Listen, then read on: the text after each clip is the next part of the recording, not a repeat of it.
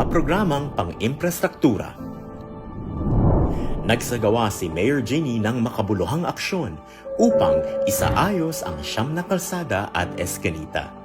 I-repair ang 4 na paaralan. I-upgrade ang 2 evacuation centers at 3 tanggapan ng gobyerno para sa mas mahusay na pagpapatupad ng mga serbisyo ng gobyerno. Mag-install ng 378 units ng hybrid solar streetlights upang matiyak ang kaligtasan ng publiko. Maglagay ng earthquake at flood alarms sa 4 na lugar na mataas ang panganib upang magbigay ng babala bago tumama ang sakuna. I-rehabilitate ang mga drainage na papunta sa pumping stations upang mabawasan ang pagbaha. I-rehabilitate ang Potrero at Catmon Super Health Centers. Magtayo ng City Health Building na may sapat na parking space. Ito ay magiging karugtong ng Ospital ng Malabon na magiging Level 2 ngayong taon. Pagbangon at paglago ng ekonomiya. Namuhunan si Mayor Jenny ng mahigit 3,281,800 pesos upang magbigay ng pinansyal na tulong sa 636 Malabueño. Tupad, mga magulang ng CLs. Nagbigay ng mga grants sa maliliit na negosyo para sa 2,200 Malabueño. Nagbigay ng access sa kapital para sa 56 na kooperatiba at nagbigay ng isang workshop para sa mga miyembro nito para sa pagpapaunlad ng kanilang kakayahan. Nagbigay suporta sa 750 micro-entrepreneurs sa ilalim ng Bigasan Livelihood Program.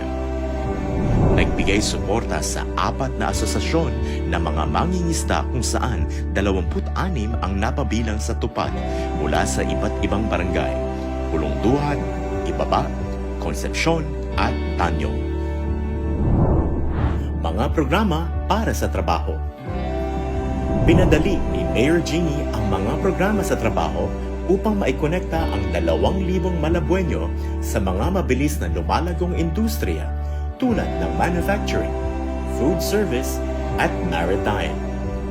Ang pamahalang lungsod ay may programang work immersion upang mapaunlad ang kasanayan ng mga mag-aaral na magtatapos. Ito ay naglingkod sa 569 na rehistradong estudyanteng nag-a-apprentice. Inilagay ang mga Malabueño sa landas patungo sa pagkamit ng minimum na sahod sa pamamagitan ng pag-aalok ng iba't ibang programa kagaya ng mga skills training program tulad ng electrical, computer, SMAW at pagtatahi. Ako pong nga pala si Bandy Silva na kasalukuyang nakatira dito sa Sitio Balot sa May Tunsuya.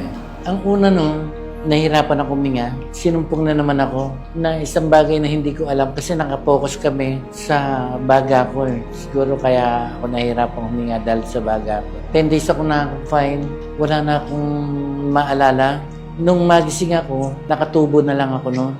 Isang bagay na iniyakan na ako ng pamilya ko eh.